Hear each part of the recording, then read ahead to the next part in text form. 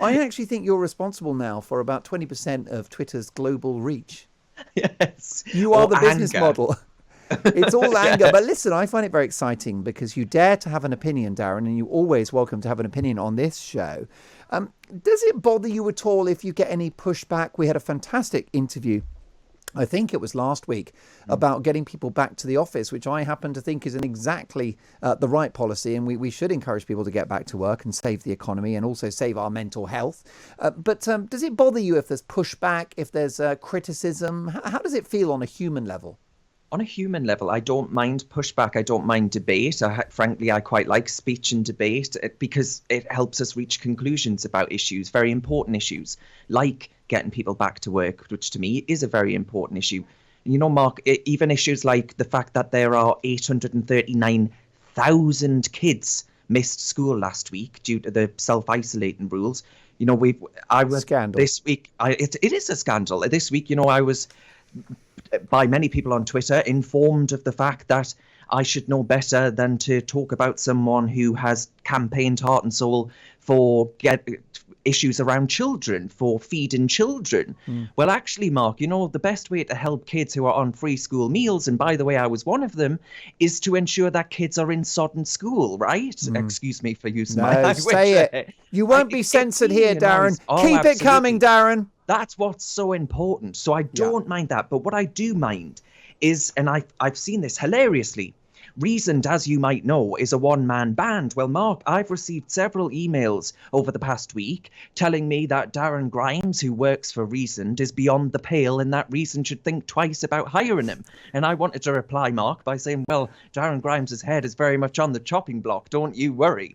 And it's this sort of thing, it's this sort of censorious cancel culture where people can't let you have your opinion, where people report you to Twitter. By the way, that's happened a lot over this past week as well. People are driven to sort of such anger that they want to silence you. I've had death threats over the past week. So on a human level, that sort of thing gets to you. Of course it would. Right? Yes, and also, I mean, the bottom line when it comes to free speech, Darren, is that we have laws in place so that if you libel someone or if you incite hatred or violence, then you are protected under the law, or the person that's inciting the hatred or the violence will hopefully face repercussions. But unfortunately, such is the mood out there now that people are going above and beyond the actual laws and policing opinion themselves. Yeah, totally. And I don't think the rules actually apply as far as reporting people on social media and all the rest of it. Even if they're, saying it's basically inciting violence. If you're a conservative, it doesn't matter as much as it would if you're on the left of politics. I'm afraid that is just the way it works with these tech giants. I've experienced that over this past week, like you wouldn't believe, Mark. Yeah. And it's let me say on the record that it's reprehensible and a disgrace. And some of those people are quite high profile and should be ashamed of themselves. Definitely, they absolutely should. And I'm the sort of person that can take that sort of thing, right? I'm big enough and ugly enough to do it. But I'm afraid to say that it puts a lot of people and scares them to talk about topics like the one that we're going to get onto in a minute around coronavirus and other things like that, because they're so scared of being accused of things online. They're so scared of actually engaging in speech and debate, because we do actually find ourselves in the bizarre position where it's like Salem witch trials. You'll be put on trial for it. You'll have your employer contacted. All of these things are really unhealthy for a society that should be, with a robust democracy like ours, supposedly, able to have adult conversations about things, Mark. And that's what talk radio, of course, does so beautifully. And indeed, Reasoned UK, your channel. And I do hope you don't fire yourself anytime soon, Darren. In fact, I think you should promote yourself and give yourself... I'll give myself a pay rise. Rise. I know that you've got many subscribers, and find out why by popping over to Reasoned UK.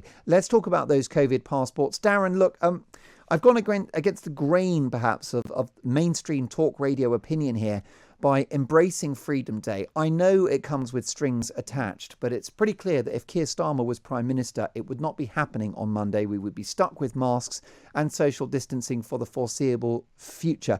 I will invoke the expression of Jacob Rees-Mogg and describe it as thin gruel, but it's better than nothing. But something that definitely takes the shine off Freedom Day is talk of COVID passports being inflicted on people by businesses themselves.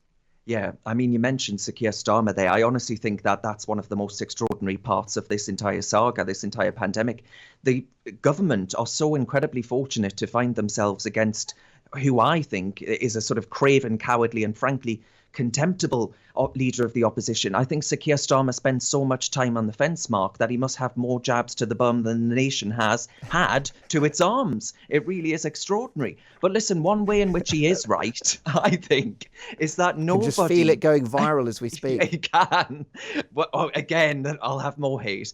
But, you know, one area in which he's right, I think, is that nobody actually knows what it is the can and can't do next week. It is actually a little bit cartoon.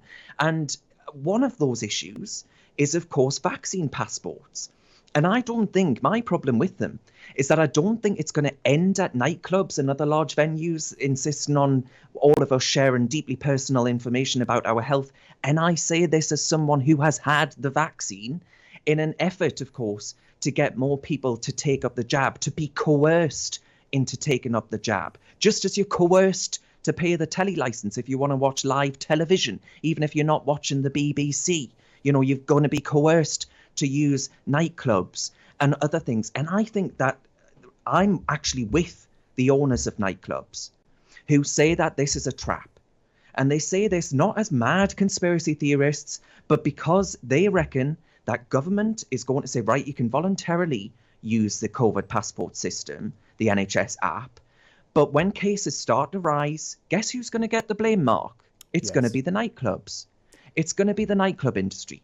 Despite the fact, of course, that the young who aren't at risk of COVID are the ones statistically more likely to use nightclubs, to go to nightclubs. I doubt many people being polled about nightclubs, Mark, are actually users of them themselves. I can't say I'm a prolific user of them either, but I still think people should have the choice and the freedom to use them without having to prove their health status.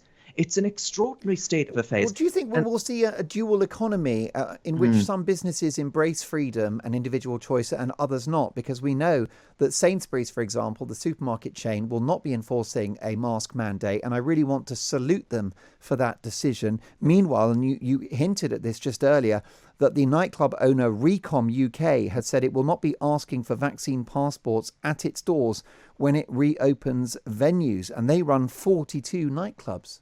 I think the government will just eventually start saying, actually, it's mandatory. You have to do it. France has gone even further, Mark, you know, as you know. Stuff of nightmares. Tell us about this. What's Macron up to? France have said that you'll have to show your passport, your COVID passport, to enter a restaurant or a tourist attraction. A restaurant, Mark. You'll be denied the chance to purchase food at a restaurant if you haven't been jabbed. What about pregnant people? What about those who have got, I don't know, want to fall pregnant, who are a bit worried about getting the vaccine at this time and things like that, which there are a fair few of them.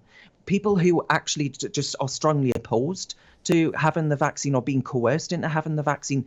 Again, I say this, I am not one of them, but you have to preface that because you get painted as being some swivel-eyed anti-vaxxer. And I'm really worried about the France approach because I think that we will naturally follow them. You know, Mark, let's be honest about this, Mark. If I might be brutal for a second, not like me, I know, Boris has an ego the size of Mr. Macron. So it's only right, you know, that he might follow suit. And I just worry because it's supposedly in an effort to tackle case numbers. But we are a country that has, with gusto, asked our healthcare providers to stick that jab in our arm. And the control over our lives that this will impose upon us. And France, by the way, are doing it because they haven't managed to jab anywhere near as many people as we have. So why do we have in this country politicians who seem to have precious little faith in the efficacy of the vaccine? That was the goalpost, right? We were told that it was penalty shootouts, and we were, and a bit of a hard thing to talk about at the minute, I'm aware, but penalty shootouts, and we got it in that goal, right? The vaccine rollout was so successful that we all took it up, and it's a real success story for this country. Yet now that goalpost keeps changing. That goalpost is being pushed further and further back. like a sort of Italian footballer pulling on the back of the nation. That's what it feels like. And I just want to say to this government, what are you doing, man? Have some more faith in what we've managed to achieve. Because I think ending up like France, where you've got the control of the lives of the British people, but on an app, that's not the sort of country that I think we are. That's not the sort of democracy I want to live in. I don't know about you, Mark. Profoundly worrying. And of course, the problem is the theme of the pandemic, Darren, is that things that might have once seemed unimaginable have become normalised. And, the idea that we'd still be battling to remove masks from our faces 16 months on. The French are now talking. Emmanuel Macron's taken it up a level. The Telegraph are reporting, and I'll get your final reaction to this, Darren, whilst we have you, that there is a possibility that all French citizens will have to be vaccinated as the only route to get back to normal life. A new low for a civilized democracy. Yeah, I mean, there goes the French constitution, right, where they have liberty supposedly enshrined within their whole constitution. I think, honestly, I really am just at a point now where, especially with this government, right, I think they must be alive to the old adage of too many U-turns and you quickly find yourself in the electoral U-bend. And I think they are famously...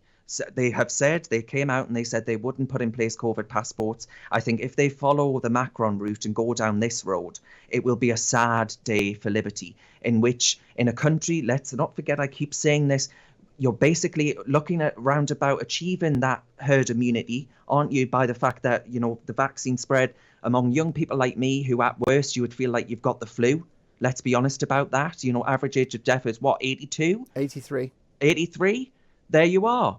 What are we doing to ourselves? Why are we doing this? We're riding roughshod over people's freedoms and liberties and telling them that we've all got to carry about our healthcare status in our wallets or on our phones in order to get into places like in France, of course, with restaurants. It's a dangerous road to go down. It leads to more control, handing over more control to the state. And guess what? Income tax at one point was seen as being a temporary measure. We've still got that bad boy with some bells on, haven't we? I really don't think that this is a sensible route to be going down for the United Kingdom of Great Britain.